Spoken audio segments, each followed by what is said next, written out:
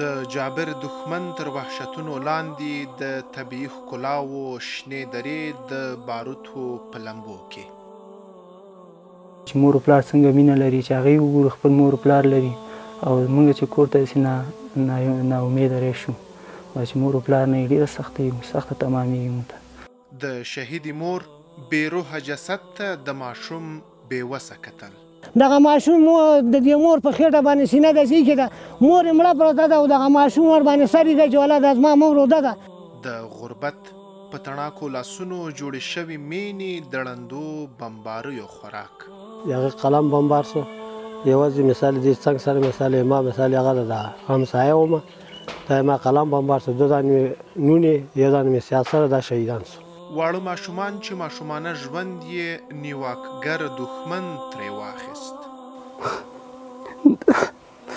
نور اصلا په سترګو مې توره شپه شتله چې دا جنازې ایښې وې پوه نه شلم په ځان باندې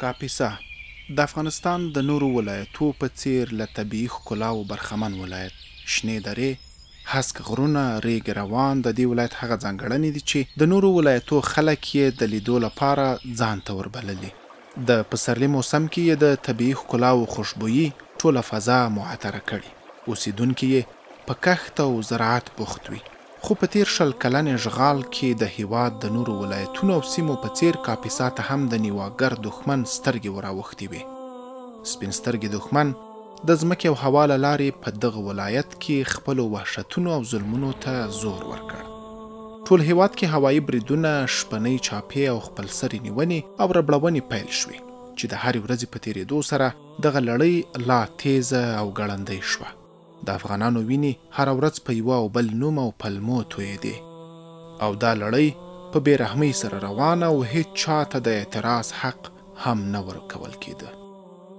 امریکایي ځواکونو دغلته ړندې او بې رحمه بمبارۍ کولې یرغلګر ځواکونو د خپلو اجیرو داخلي ملیشو په ملتیا او ملاتړ د کاپیسا ولایت په 3 پوځي مرکزونو کې میشت وو له همدې ځایونو یې پر ملکي افغانانو د هوا او ځمکې له لارې ګزارونه کول په دغه مستند کې د کاپیسا د نجراب ولسوالۍ د افغانیه او غین درو ناخوالې انځور شوي دي کومې سیمې چې تر خورا سترو وحشتونو او ظلمونو لاندې وي د دې سیمې خلک ډېر وځپل شول کورونه او مینې یې له خاورو سره خاورې شوې د افغاني درې اوسیدونکي مجیب الرحمن د امریکایي نیواګرو په هوایي بمبار کې د خپلې کورنۍ 11 غړي له لاسه ورکړل د 11 شهیدانو وارث مجیب الرحمن د هغې شپې ترخې خاطرې داسې بیانوي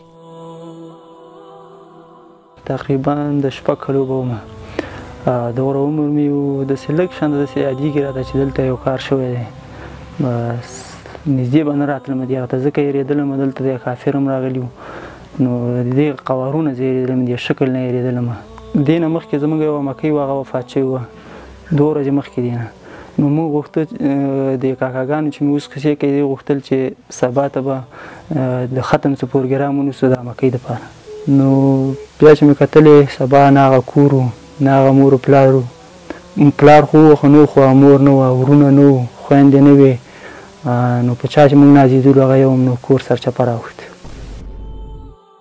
مور و پلار څنګه مینه لري چې هغوی وګورو خپل مور و پلار لري او موږ چې کور ته داسې ناامیده راشو چې مور و پلار نه یې ډېره سخته تمامېږي موږ ته په دغه کلي کې یوازې د مجیب الرحمن له درده ډکې کیسې نه دي دې ته ورته د مهاجر په نوم یو بل تن چې د کورنۍ 12 تنه یې په هوایي برید کې له لاسه ورکړي او په څو شیبو کې کور او کورنۍ له خاورو سره خاورې شوې د هماغه پیښې ترخې شیبې داسې بیانوي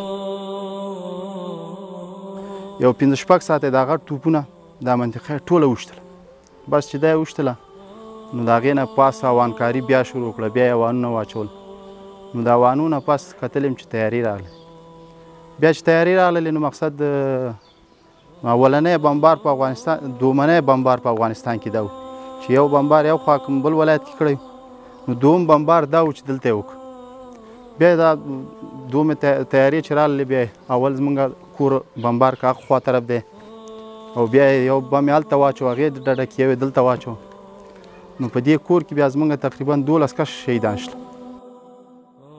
د امریکایي پوځیانو د وخت د حاکمانو لخوا چې ځانونه یې د بشري حقونو مدافعین بلل د شویو ظلمونو لمن ډیره پراخه وه. د دوی له ظلمونو څخه ښځې، ماشومان، سپینږیري هیڅوک هم په امان کې نه وو. د ټول افغان ولس په وړاندې یې نه هېرېدونکي جنایتونه ترسره کړي.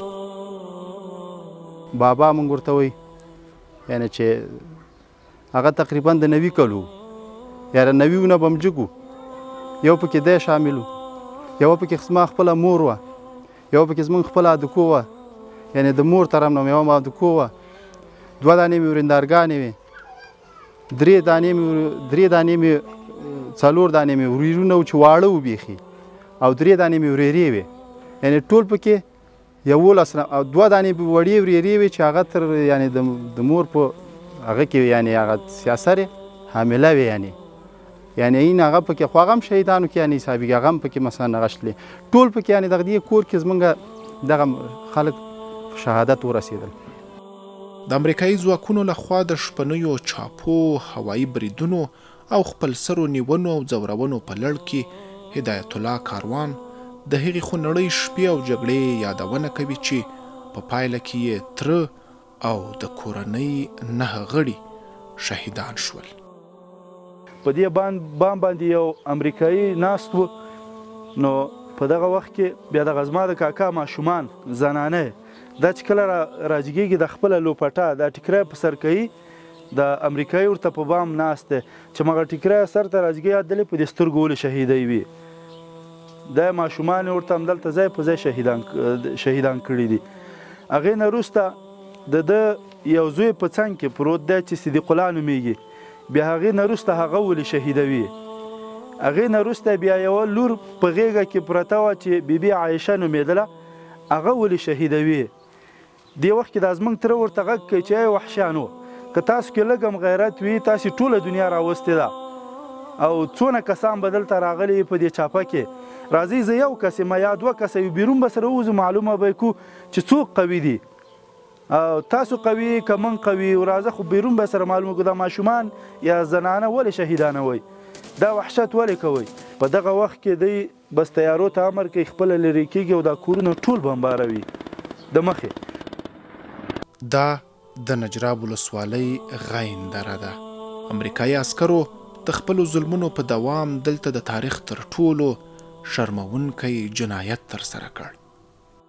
د واده په مراسمو یې د بمباري په پایله کې د خوښۍ مراسم په غم ولړل او د ښځو او ماشومانو په ګډون یې 14 تنه په شهادت ورسول. نو تقریبا 12 نه 15 دقیقې تېرې شولې.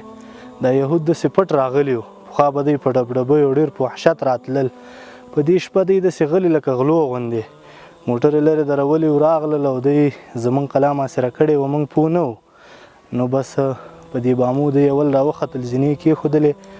ما داسې احساس وکړ چې دا به زموږ د کور کوم فامیل وي، پاس به بام ته جګ شوی وي. نو دغې وخت کې وو چې د یهودو ډېر سره دربش شروع کړ او دې تره مې ما ته غږ وکړ چې وراره بیداره شه یهود راغلل. نو دوی چې دغه کله زموږ غږ واورېد دوی مجرب زموږ سری ته راخیز کړل د یهودو. د دې ځای دا ویجاړ کورونه د هغې شپې شاهدان دي چې ترخې خاطرې یې اوس هم د خلکو په ذهنو کې انځورېږي. شاهین اوس تنکی ځوان دی. د هغه برید یادونه کوي چې په ترڅ کې خپله مور او پلار د تل لپاره له لاسه ورکړل او خپله دی هم ټپي شو. وایي د مور او پلار شهادت یې ورته دروند پرېوتی، خو په وینا یې دا هم د الله امتحان دی. هغه 1.5 کلن و چې پرې دغه غمیزه راغله. زه تقریبا 1.5 کلن وم چې بمبار شوی، بیا غټو باندې چې قصه یې راته کوي اوس مې هغه شوی چې پلار مور مې شهید شوي دي. درد کېږي نو څنګه وکړو، دا یو هغه دی امتحان دی. زه 1.5 کلن وم حتی د زخم یم خبر نه وم چې زخمي شوی یم. شاهین د اسلامي امارت په واکمنېدو خوښ دی. وایي راتلونکي کې غواړي ډاکټر شي او له مسؤلینو غواړي چې د یتیمانو پالنه او روزنه وکړي. اوس شکر الحمدلله ډېر ښه دی. ښه وخت د اسلامي امارت مکتب ته راحت ځو راحت راځو ښه دی. درسونه هم ښه شوي دي اوس ښه دی. نو نسبت به قبلي هغه کې دولت کې اوس مکتبونه مدرسې ډېر ښه شوي دي. اسلامي امارت نه دا غوښتنه غواړم چې یتیمانو ته دغه بې سرپناهو ته یو زمینه مساعده کړي، درس ته، علم ته، تعلیم ته. غواړم چې آینده کې یو ښه ډاکټر شم چې خپل کشور ته ملت ته خدمت وکړم. د دې درې هره لویشت خاوره د امریکا او متحدینو د ظلمونو او وحشتونو زړه بوږنونکي داستانونه بیانوي. عبدالکریم د شاهین ګاونډی دی. وایي د امریکایانو په بمباري کې یې میرمن او 2 لوڼې شهیدانې شوي. د دغه ستر غم نښانې یې په بدن کې له ورایه ښکاري. بس یو ناڅاپه مثال خوب کې وو چې ډزو دوی شروع سو. بس دغه حادثه وسوه. مثال بس هغه قلم بمبار سو. یوازې مثال دې څنګ سره مثال ما مثال هغه د همسایه ومه دا ما قلم بمبار سو. 2 دانې نونې یو دانې مې سیاسره دا شهیدان سو. خپل دې صحنه کې ومه ټول کونډو لاندې مثال بچیان مې کونډو لاندې وو. خپل په لاس باندې مې دا ټول باستلي دي او بس هغه 2-3 کسانه نه نور امکانات نه وو. بس سخته صحنه وه. مثال د تقریبا 8 بجو پورې دا څوک راتلم نه. نور بچیان ټول ما خپل په لاس باندې باستلي. که مور د مثال نور بچیان مې دي دا مې خپل په لاس باندې باستلي که نه ټول مثال له بینه ته.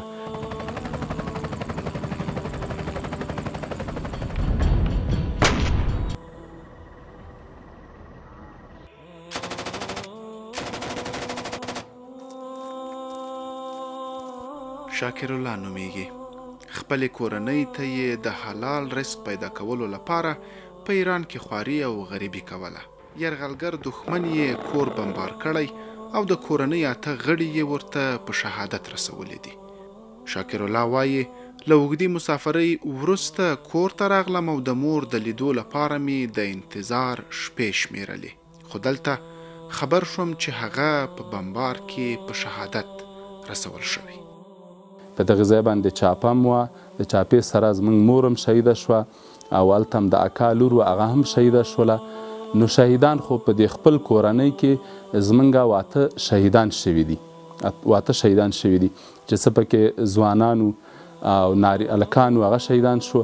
بیا د قوم په سطحه کوی د کلي په سطحه کوی زموږ د کور په څنګ کې دلته بل کور دی چې د هغې 8 شهیدان په یو ځل په اوان باندې وشوه. نو ډېر ظلمونه شوي دي. دا وحشت او ظلم دا بربریت صرف دی په ملکیانو کوو. زه چې خپله کومه ترخه خاطره یادوم هغه د مور د لاس ورکول دي چې موږ مور د لاس ورکړله او د ظالمانو واغستله شهیده یې کړله. دغه یو ترخه خاطره زما په ژوند کې دا ډېره خرخه سره دی چې زما ورور شهید شوی دی. د اکا لور مې شهیده ده. د اکا زوی مې شهید دی. د بل د اکا زوی مې شهید دی. د قوم کې چې موږ دا ټول قوم د یو بل سره خپل یاستو. داسې کور نشته چې موږ پکې یا نارینه شهید نه لرو یا زنانه شهیده نه لرو. عمر ګل د هغې پیښې کیسه کوي چې په اورېدو یې د هر انسان سترګې له اوښکو ډکېږي. یوه مور د یرغلګر دښمن په مرمۍ شهیده شوه او ماشوم یې د شهیدې مور په بېروحه جسد سر ایښی و چې ګواکې مور یې ویده ده. داسې پیښه چې د سیمې خلک یې له رواني پلوه هم سخت داغلي. دغه کلي چاته زموږ یو سیاسره ولګېدله. سبایي لګېدلې وه په 8 بجو کې دا سیاسره ولګېده. یو وړوکی ماشوم یې څنګ چې دا ډېره د وحشت خبره ده او دا ډېره د یېرې خبره ده. دا د زړه دردونکې خبره ده. یوه سیاسره زموږ په دغه کلي شا کې ولګېدله. سبایي لګېدلې وه. د ماښام د 8 بجو پورې موږ وخت نه درلوده. وس هم نه کېدله چې موږ ورغلي وی دغه شهید هم خپل راجع کړی وی. دغه ماشوم د دې مور په خېټه باندې سینه داسې ایښې ده. مور یې مړه پرته ده او دغه ماشوم ورباندې سر ایښی چې ولا دا زما مور روده ده. دا ډېره د وحشت خبره ده. نو موږ چې په دې منطقه کې کوم کټاري چې دي دا بیرغونه چې دي دغه چرته وایي دا زموږ ټول دغه دې منطقې خلک دي او دغه په دې کورو کې شهیدان شوي لنډې شهیدان شوي او دغه یو زما او دقل د یو کور بل چې هغې باندې هم دغسې د اوان مرمۍ ولګېده. 3-4 نفره یې پکې شهیدان شول او 2 نفره 2-3 نفره زخمیان شول. هغه کته کلي کې ده. عمر ګل هم په سپینه ږیره سخت دردېدلی. نوموړي د خپلې کورنۍ 7 تنه غړي د لاسه ورکړي او له اقتصادي پلوه هم ډیر زیانمن شوی. د اشغال پر مهال یې د کورنۍ ماشومان او ښځې په ډېرې بېرحمۍ په شهادت رسېدلي. د انساني تلفاتو ترڅنګ یې سخت مالی زیان هم لیدلی. دوهمه مرمۍ ما د هغې ځای نه رامنډه راوایستله، راکته یې دا مسای مې د قلا منځ کې ښکته کړ چې زه لاړ شم د دې تره زوی د ماشومانو پوښتنه وکړم چې دوی باندې څوک وچ دي نه دي وچ. کله چې زه د دې بام نه راکته شلم رامنډه مې دروازې ته وایستله، د دروازې نه یو غږ د اوان را باندې راغی. راووتلم بیرون ته ګړز مې غوږ مې واورېد، خو نور راته داسې پته ونه لګېده چې دا چېرې زه دننه قلا کې یم که نه. بیرون چې راووتلم زما ورېنده راته نارې کړې چې راشه زما یې انګاره ټوله کړه. یو دانه شاید د دروازې نه بیرون چې په چا چره لګېدلې وه ماشوم هغه هلته بیرون شهید شو. او 8-9 دانې دغه چې ماشومان زنانه وې دا داسې بیرون ټول هغه شوي دي، دا زخمیانې دغه زما زوی دغه هم پکې زخمي شوی لږ. کله چې دوی د دې ځای نه لاړل خو دا شهیدان مې واخیستل، په هغه مې کړل راټول مې کړل کټو کې مې واچول. نو په دې شهیدانو کې 3 دانې خو زما دغه ورېرېګانې وې چې مشره ورېره مې دغه ده او دوهمه یې هغه ده، درېیمه یې هغلته ده. او دغه نور ماشومان چې شهیدان شوي وو دا زما د فامیلانو نه راغلي وو، د کته کورې نه راغلي وو چې 2 یې شهیدان شول، 1 یې زخمي وو. او بل دغه زما د همسایهګانو نه وره په وره چې ما سره څوک پراته دي، یو ماشوم د هغې شهید شو، یو یې پکې سیاسره شهیده شوه. دا د هغو نه خو 7 دانې شهیدان شول او 8-9 دانې زخمیان شول.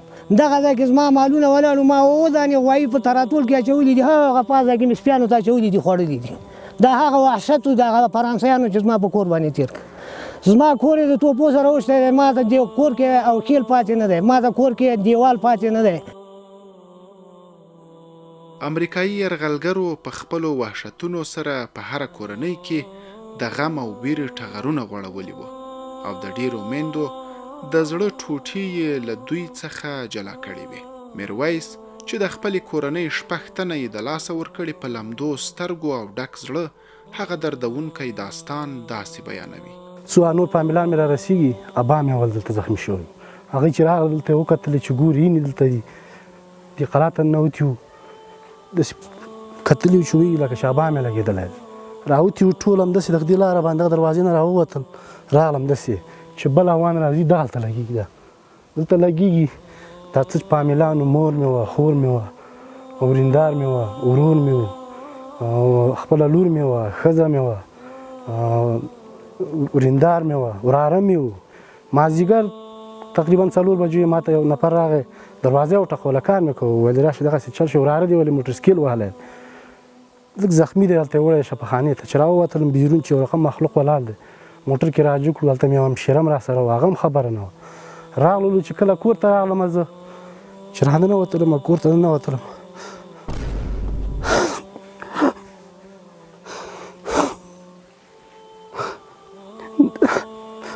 نور اصل په سترګو مې توره شپه شله چې دا جنازې ایښې وې، پوه نه شلم په ځان باندې. اول مې د ورور وراره مې هلته ایښي وو، دې خلکو کړه دي یوه بله عاجزه راغله، لاس نه یې ونیولم، دې را شاوخوا وګوره، مور دې ولې هلته ده، د خوا چې مې وکتل خور مې وه، اخوا مې وریندار وه، څنګ کې مې وړکې لور وه 8-9 کلنه، هغه مې مور سره اچولې، اصلا ترې جدا کېدلی نه. نور اصلا په ځان باندې نه یم پوه شوی چې کله راغلم. ډېره سخته صحنه ده. هغه وایي د اشغال پر مهال یې په دې سیمه کې سخت کړاوونه تیر کړي چې د هماغه کړاوونو د لاسه یې پلار ته ذهني ستونزې پیدا شوي. پلار مې شته دی، غم اوس نشته، که نور د غم لیونی شو غره ته چک شو. دا ټول خلکو ته معلومات دی، په سپینه ږیره ځي مساخان ته، دا منهک دي. موږ ورته وایو مه ځه پلاره، وایي نه خپل مې تنګ دی، څنګه چل وکړم.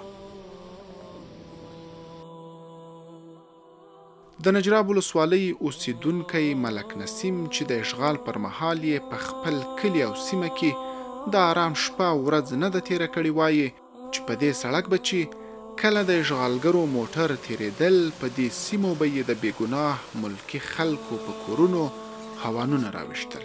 په دې ړندو ډزو کې عامو ولسونو ته دومره ځاني او مالي تلفات رسېدلي چې لا یې هم ژوند ترې اغېزمن دی. موږ به دغه ډوډۍ په سر باندې به ناست وو، بیا به سرخي تیارې راورسېدلې، سرخي تیارې به راورسېدلې، په سر باندې به 3 رقم تیارې نورې راغلې. یو رقم ورته دا ټکډمبۍ ورته ویل، یو رقم به دا وي، یو رقم به جیت وي، او یو رقم به زرخي وي، خو 5 رقمه تیارې به وي.